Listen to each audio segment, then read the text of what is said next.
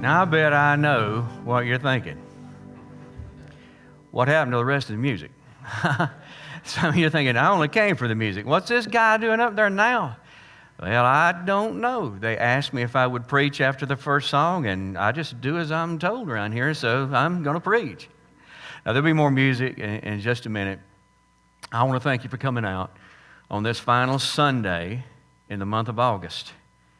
2/3 of our year is already gone. And the new school year has officially begun. And I don't know why I'm starting off the sermon with what could be perceived to be bad news, but it sounds like I am. I have good news, though. And the good news is 4 weeks from today is the first day of fall.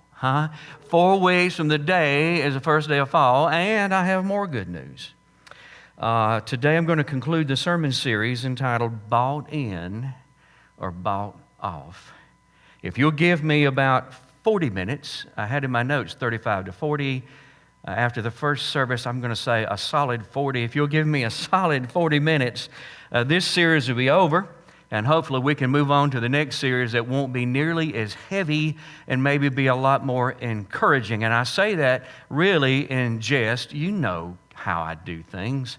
And I spend my week in the Bible praying and listening closely for the voice of God and encouraging Him to speak to me. And whatever He has to say to me, I just simply come and I share that with you. Now, to wrap up this series, I need to summarize what we've learned thus far, which means I've got to summarize 3 entire sermons. So I'm going to ask you to be patient with me. As a matter of fact, what you're about to witness is a miracle. I'm about to condense 3 full sermons into no more than 5 minutes.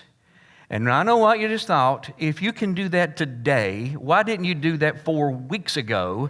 And we could have had 3 Sundays off. I don't know why I do that. It's just a preacher thing. We just feel this compulsion to talk. But to wrap up this series, I've got to summarize what we've learned. And so let's do that. Let's start right now. Here's the summary. We have learned that God has a plan for our life that is best. Not just better, but best. Best for us, best for our families, best for others, and best for God. To experience the life that God has planned for us, we have to buy in to a lifestyle of obedience. Obedient actions such as prayer, learning the Bible, connecting with a local church, serving God by serving other people and telling others about Jesus. These actions have to become a way of life for us if we're going to experience God's best. Sounds kind of simple, but it's not, because we have a common enemy, the devil, who wants to rob us of God's best. He doesn't want you to experience closeness in a relationship with God. He's going to resist that. He wants to take that from you. He doesn't want there to be demonstrations of God's power in your life. He wants to rob you of that. He doesn't want you to see obvious, miraculous answers to your prayers. He doesn't want you to be used of God to make a great difference in your world. The devil wants to deprive us of God's best and then just stick us with a life that is natural rather than supernatural. A life that is average rather than exceptional. To rob us, the devil will attempt to buy us off. Buy us off with what? With good things. The devil understands humans, I think, much better than we understand ourselves. He knows that we're never satisfied, and we read that right out of the Bible last week. He knows that we're never satisfied, therefore we're always looking for something else or perhaps something better. He knows that the things of this world really appeal to us, things like money and possessions and pleasure. He also understands this about us, that we have a tendency to allow these things to take God's place in our heart. So he creates and offers us opportunities to make more so that we can have more and do more. Now here's where it gets tricky. God will do the same thing. God will give us opportunities to make more so that we can have more and do more as a means of blessing us. But the devil will counterfeit that. And he will create and offer us opportunities to make more and have more and do more in an effort to bribe us. The enemy hopes that by giving us these good things, that these things will steal our heart, because once these things steal our heart, they'll steal our focus, our energy, and our time. The devil wants good things to crowd God out of our heart and all these obedient actions right out of our schedule, so that what we do, almost unknowingly, is we trade out what's eternal for what's temporary and what's best for what is good. How was that for a summary? Are you amazed? You're pretty impressed with that? I got to tell you, I'm pretty impressed. That's 3 sermons right there. Now we get back to being a preacher. It's going to take me 35 minutes to say the rest. You with me? Last week I closed with a question, and I asked you point blank. It's your question to answer. Have you been bought off? There's a possibility that you have. And if you have, you need to know it. And to know it, you got to take a little test. You ready? I know what you just thought again. I know I'm a mind reader. It's amazing how your thoughts are coming straight to me. I know it's a test. I didn't come to church for a test. It'll be painful. You know what? I started saying painless. I thought, they don't need to lie. I'll just be honest with you. This test was kind of painful for me to take. But if you want to know if you've been bought off, you got to answer 2 little questions, 2 simple questions, but you got to answer them honestly. Here's question number 1. How's your appetite? For what, you ask? How's your appetite for God? I read in the Bible where men and women describe their desire for God as hungering for Him. Does that sound like you? Would you say that you hunger for God? You hunger for more time with Him. You long to be closer to Him. Do you have a healthy appetite for things like prayer and Bible reading? Do you crave getting together with other believers for worship and fellowship? Are you enthusiastic about serving God and sharing Christ? Would you say that your hunger for God is insatiable? And here's why I ask. If you're bought off, there'll be a noticeable change in your appetite for God. Here's why. People who are bought off so gorge themselves on the things of this world that they have little, if any, appetite left over for God.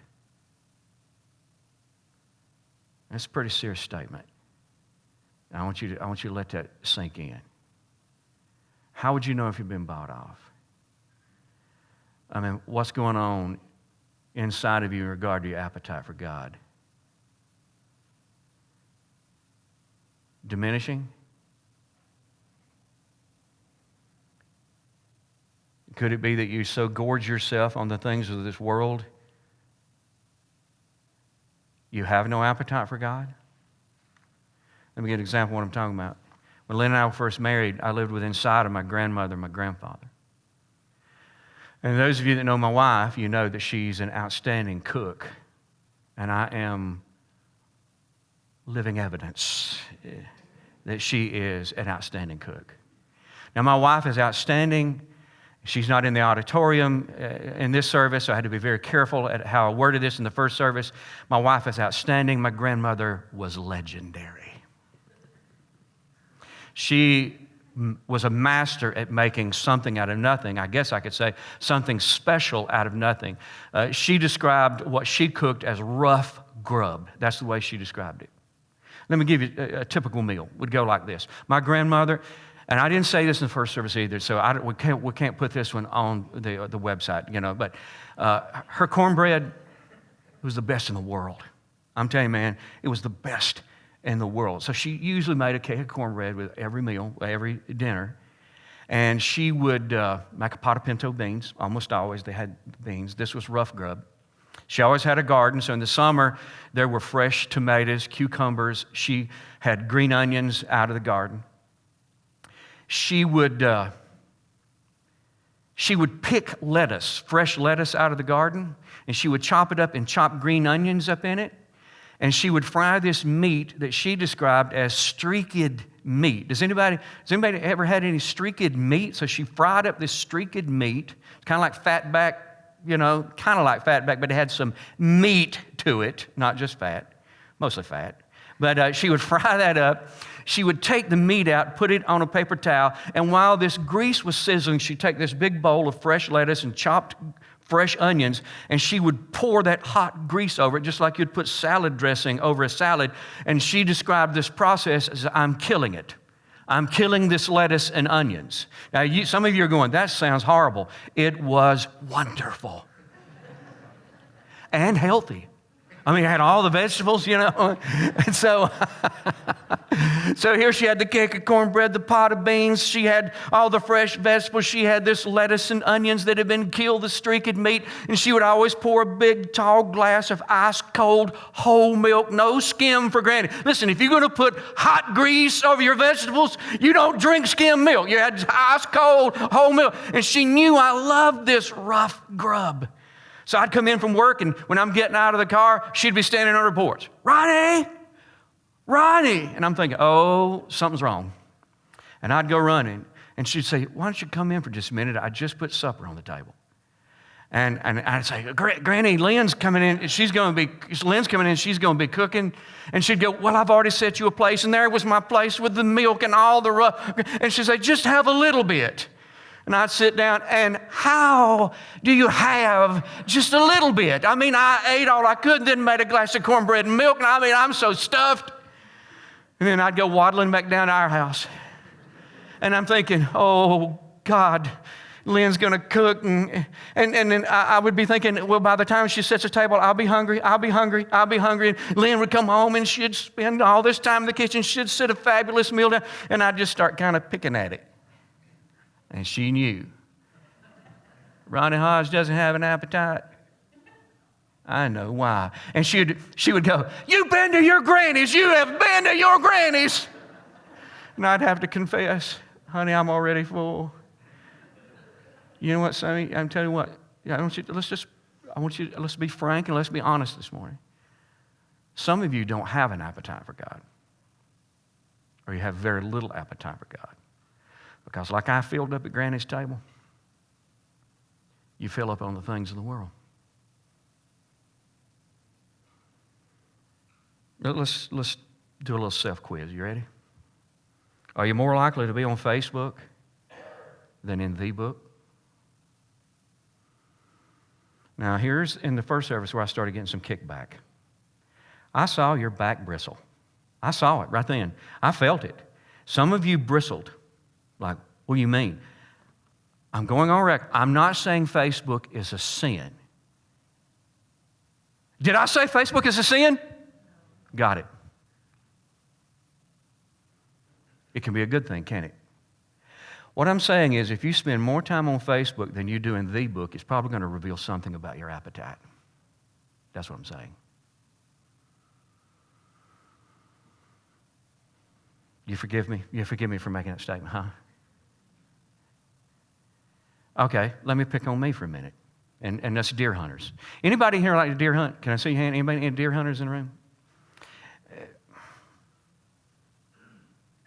Do we work as hard at winning our friends to Christ as we do killing a deer? If you're not a deer hunter, you're not married to a deer hunter, you don't know how hard we work at this. We do round-the-clock surveillance. Did you know that now? I've got cameras up all over South Carolina, from Columbia up and part of North Georgia. Well, we hunters, we build a catalog on our computers of tens of thousands of pictures of deer that go by our stands. We name them. I've got one I call Pretty Boy, one's called Tall Time, the other's Warped Rack. I mean, you kind of hate to kill them. You've become familiar. I know them. Now we've got cameras that you put a phone package on. The moment they take the picture, it is text to your phone. So at 2:30 in the morning, your wife is awakened when you get a text, and she goes, "Who is that?" And I go, "Two does just walked by my stand over at Larry's." And she's like, "What?" I'm telling you, we work hard at this kind of stuff. We farm, don't we, James? I didn't know anything about the pH factor of soil, and I didn't know anything about wheat and barley and how deep the seeds had to go, the difference between a soybean and clover. I didn't know how to raise the pH factor with just the right amount of lime and what kind of, we run heavy equipment, we bush hog, we no-till drill. That was a new one on me. Somebody told me John Sesrich is retiring.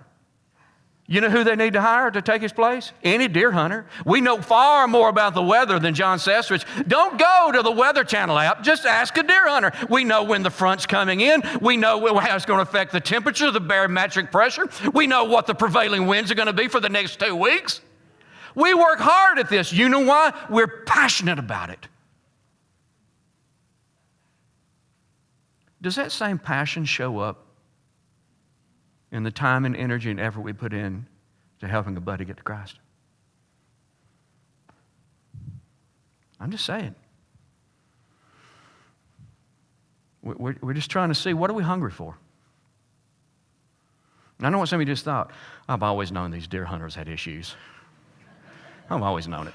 I'm glad he's finally admitting it. Maybe they'll make some changes. Can I talk to you sports enthusiasts next? I'm not going to, you don't have to give me permission. I'm going to. You do know that. I was just being polite. Do you have a tendency to show more enthusiasm at a sporting event than you do church? And you know what starts next week? Look at Mark Hinton. He's got on his Clemson shirt. Lord love him. There's another Tiger. Oh, I see. Oh, the colors are coming out. You know what starts? College football season. Thursday night, Clemson is hosting Georgia Tech. They're going to give out the championship rings, hoist the championship banner, and guess who's going to be sitting there?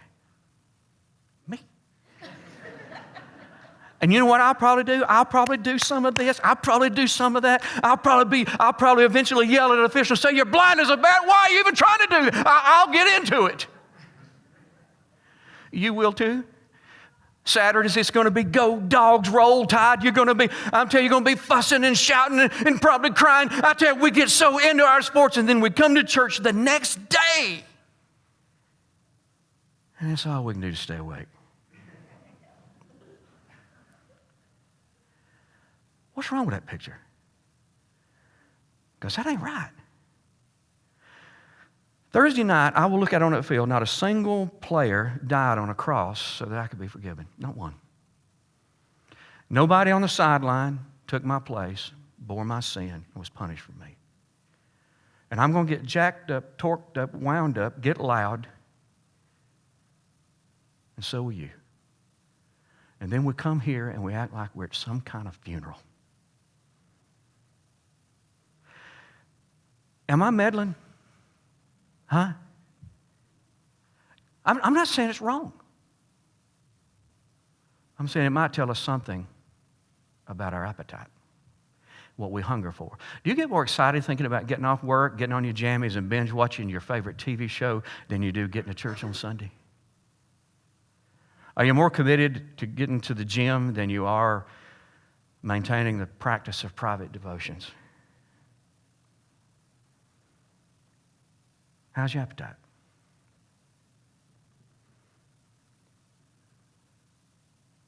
Are you hungry for God? Or hungry for the things of this world? Second question, what's on your schedule? In Matthew 6:21, I didn't put the verse on the screen. I just want to read it. I want you to listen. This is what Jesus said. Wherever your treasure is, there the desires of your heart will be. You want to know what's got your heart? Jesus said, find your treasure, because there you'll find your heart. He is, of course, talking primarily about money here. But I think we have another treasure just as valuable as money, and that's our time. So here's the Hodge paraphrase of that verse. I think Jesus is saying, if you want to know what's important to you, look at your credit card statement and your schedule.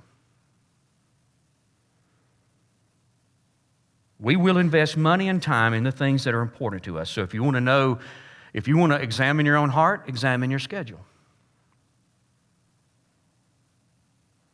Let's do that. The worship team gave me plenty of time, didn't they? They might regret that. So why don't we just do it? What have you already scheduled for next week? Have you scheduled quality time with God? Time to be with Him and enjoy Him? Time to talk with Him? Time to read and reflect on the Bible? Have you scheduled time for church? Time to worship? Time to fellowship?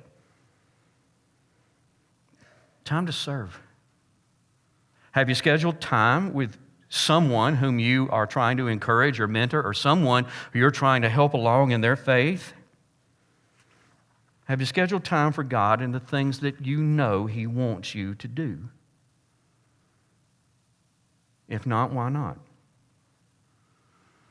Could it be that you are just too busy with other things to put those things in your schedule? I'm not talking about sinful things. Ronnie, I was planning on getting drunk Tuesday night, and then I'm having an affair, and that's usually Wednesdays and Fridays. And no, I'm not talking about sinful things. Have you filled up your schedule with good things? If your schedule is so full, there's little if any time for God, you can be fairly certain you've been bought off. You took the deal. There's probably something in your life that at first glance looked like a blessing, but it was actually a bribe. God didn't give it to you. The devil did, knowing that eventually it would steal your time. Out of high school, I went to work at a factory, and most of the men that I worked with were just like me. We were hardcore, devoted sinners. We drank a lot. We used a little dope. You know, if we could afford it, if we could get it, we used a little dope. We liked staying high. You know, our language was atrocious. We cursed. I mean, sailors would have blushed in our presence. We were loud and obnoxious, except for two guys, two brothers. There were these two guys that kind of stood out in our crowd. They always had their hair cut real neat. They were always clean shaven. They kept their shirt tails tucked in. They were very quiet and very reserved. Now, when we would go in the cafeteria for break, it could get ugly. Food fights, cussing each other out. I mean, it could get ugly. These two guys would come in. They would sit down at the table, never say a word, open their lunch pail, get out the sandwich, unfold the wax paper, and they would bow and pray. So we knew these guys are Christians. I didn't associate with them much. And I want you to understand why. I felt a guy like me would make them very uncomfortable. So for their sake, not mine, I avoided them. Then something crazy happened. God saved me. God saved me. And I began to change. I found me a little place where I could meet God alone and pray and read the Bible, and I committed to my church, and I started doing all these things, and man, it was exciting to me.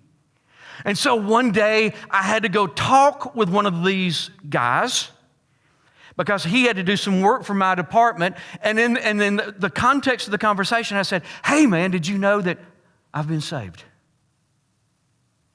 He went, "No."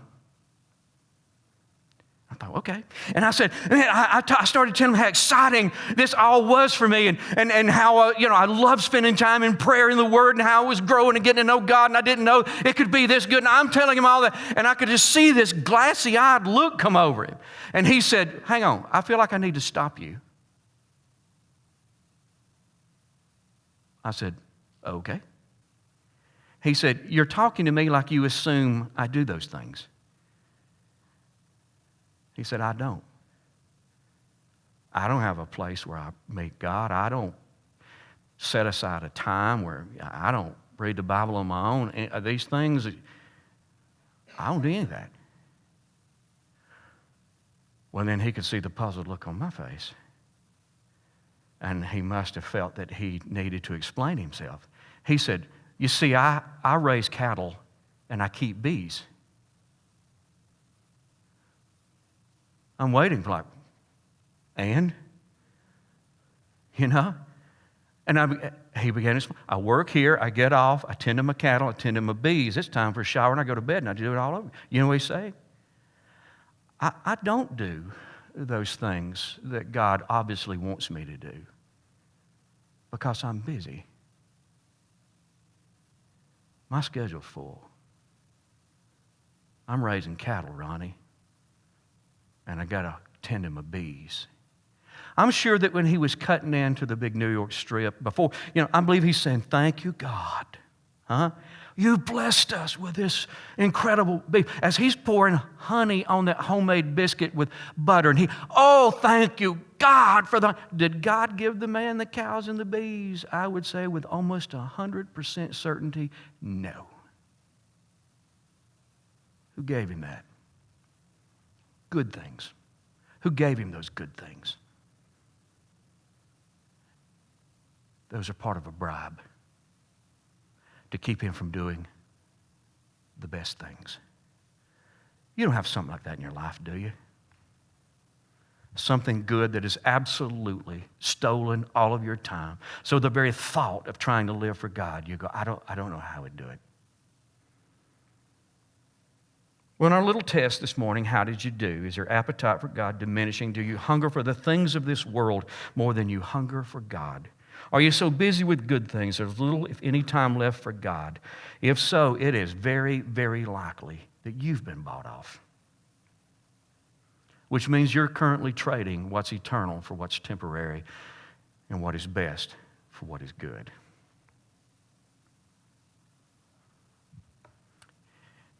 If that's you, what do you do? I'm going to suggest three things. You ready? Number one, be thankful. You say, what do you mean by that? Most people who have been bought off never realize it until it's too late to do anything about it. It's one of those things that I think people see on their deathbed. Is perhaps I've wasted my life on the trivial rather than the important, but then what do you do about it? There's no time. I think there are going to be lots of people who at the judgment seat of Christ recognize they made a terrible trade, that they lived for good things to the exclusion of all the best, but then what are you going to do about it? See, you ought to be thankful that if you realize it this morning, you've actually been blessed because you've got time to do something about it. You've got time to make the necessary changes. I think you ought to be thankful because you have time now to break a cycle. If you've discovered this morning that you've been bought off, I don't want to add insult to your injury, but if you've been bought off, and I want you to listen carefully to me, if you've been bought off, it only makes it easier for your children to be bought off. Our children are probably going to follow our example, which means if you live for things, your kids are probably going to live for things. If money, possessions, and pleasure are your gods, probably going to be their gods.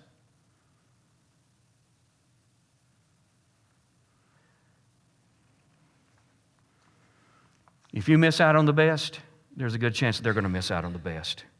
But it doesn't have to be that way. Now that you see what's happening, you can do something about it. If you want to break the cycle, here's what you got to do. Your children have to see in the way you live that the things of God are far more important to you than the things of this world. Listen to the way I said that. To break this cycle, your kids don't need to hear you preaching at them. They need to see it demonstrated in the way you live that the things of God are far more important to you than the things of this world. You got a chance to break that cycle. Break it. You know, as parents, Lena and I vowed we're going to give our children the things we never had, opportunities, experiences. And many of you said the same thing. I think that's a good thing. But boy, when we do that to the exclusion of the best things, when it's far more important to us that they get a college education than it is that they know Jesus, I'm telling you guys, we have got our priorities out of order and we're saying something to them. If we work hard and sacrifice to get them through college, but we put very little effort into helping them know Jesus, we're saying something to them.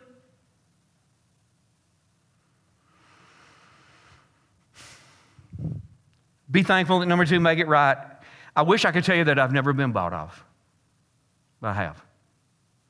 I wish Cena, I could tell you about the one time I was bought off. I'm ashamed of this, but I've been bought off several times by several different things. If you're sitting here this morning and you've realized it, I know how you feel. You're ashamed, you're embarrassed, you're feeling a ton of guilt. I know. You do understand this is a forgivable sin. You can make this right. And this morning, I think you need to express gratitude. God, you red flagged this in plenty of time for us to make changes. And I think you need to make it right and admit to God. You know what? There have been some times, Brittany, where I've recognized I've let the most insignificant, trivial things become my God. And Tommy, when I've recognized that, I've grieved over it. And some of you feel that grief and remorse. You know what your God is. Make it right. Apologize to Him. Third thing is simply this: rearrange. We can do a couple of these this morning, but this afternoon, early next week, you can't drag your feet on this. You got to rearrange. You got to change the seating arrangement in your heart. And whatever it is that's occupying the throne of your heart, whatever it is that you've allowed to take first place, you got to remove it. You got to set it to the side. And you got to let God back on the throne of your life. He takes precedence. He's all important. He is the center of your affection, and that's the way it's going to be. But then once you've rearranged, you've changed the seating arrangement of your heart, you got to rearrange your schedule. People ask me all the time, will you pray that I know the will of God? I'm going to tell you, I'm about to answer your prayer. You're right. Some of you have been searching for the will of God. I'm about to tell you the will of God for your life. God's will is that you be devoted to prayer. That's what He wants for you. So put that in your schedule. God's will is for you to know and apply the Bible to your life. That's what He wants for you. Put it in your schedule. God wants you to establish a vital connection with a local church. That's His will for your life. Put it in your schedule. God's will is for you to serve Him by serving other human beings. Put it in your schedule. God's will is for you to tell others about Jesus. Put it in your schedule. And that's what I want you to rearrange your schedule so you put those things in. And I know what some of you are thinking, that's impossible, Ronnie. You haven't seen my schedule. There's no time for that. Yes, there is. The problem is you've misappropriated the time God gave you to do those things. It can be done. Eliminate, minimize, consolidate. If you start putting these things in your schedule, you're going to identify a thing or two you can't even do anymore. Guess what? You just identified part of a bribe.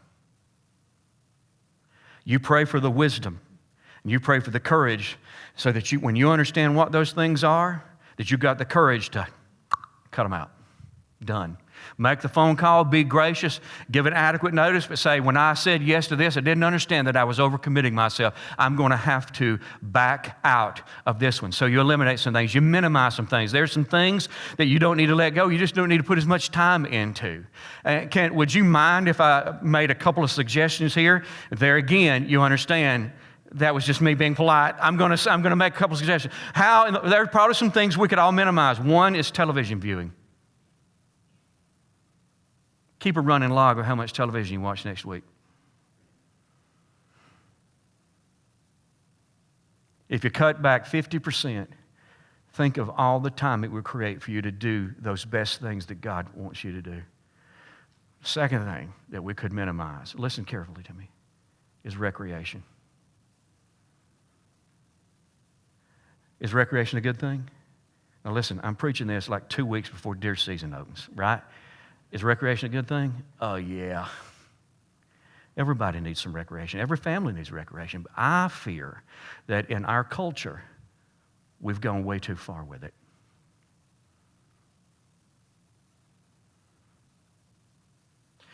We started this series with a story about the Israelites, and in that story, they defected and began to worship a God other than their God.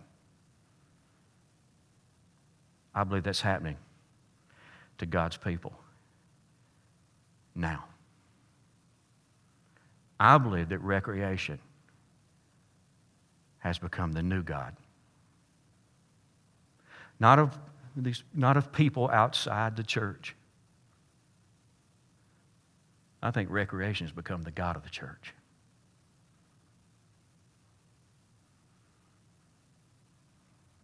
You say, I don't know if I agree with you. Well, do this.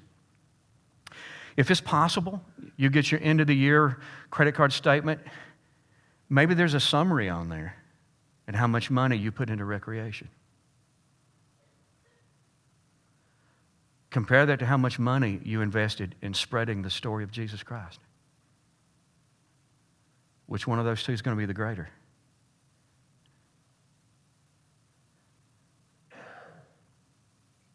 If there was a way to summarize our time at the end of the year, which one got most of our time? Recreation? Or really trying to get to know and serve God? Guys, listen to me. I'm telling you something this morning. Many of you are going to be hurt at me at what I just said, but we got ourselves a new God here. And the sooner we recognize it, the sooner we can dethrone that God and put the real God back on the throne. I want you to have some recreation. And to have recreation, you're going to have to spend some money on it. Man, it needs to be in its place. And if you're looking for a place to minimize an investment of time so you've got more time for God, look at recreation. And this, consolidate. You know, you eliminate, you minimize, you consolidate. I'll make this quick.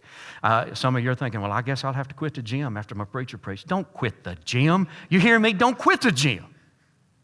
But could you do this?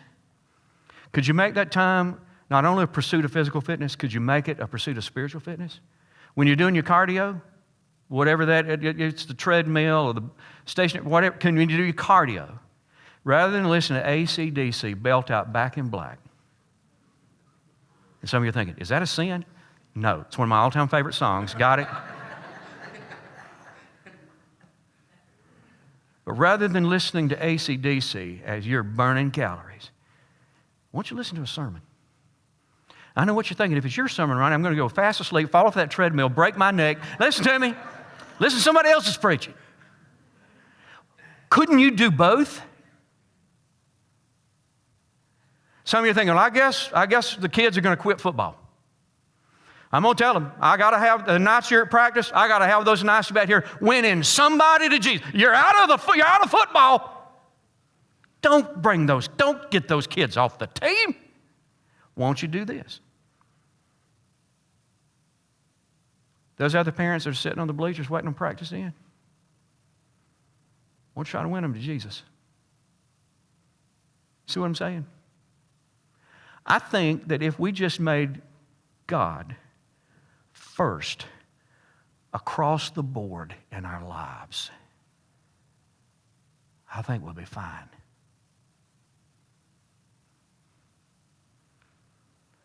So what do we do now? Let's bow our heads together.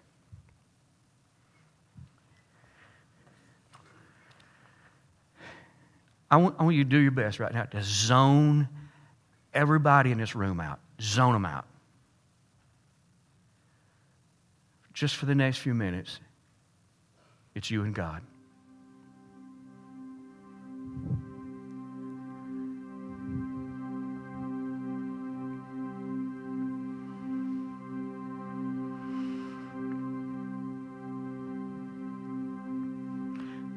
If you suspect you've been bought off, here's what I want you to do. I want you to thank God that He let you know today.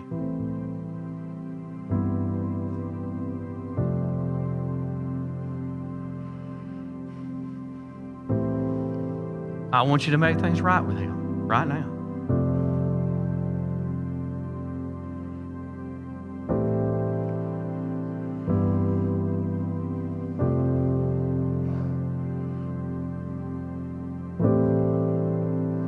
I want you to pray that He would give you the wisdom to recognize the changes you need to make in your life and in your schedule.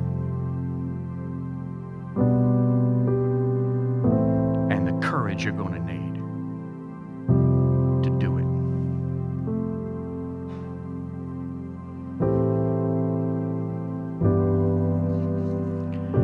Father in heaven,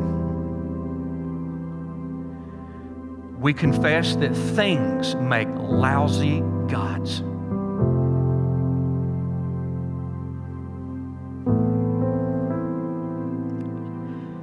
You alone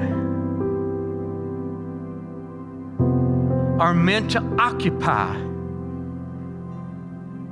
the central place of our heart. So if there's anything else there, Lord, you make that clear. And we're giving you our word right here this morning. We'll deal with it.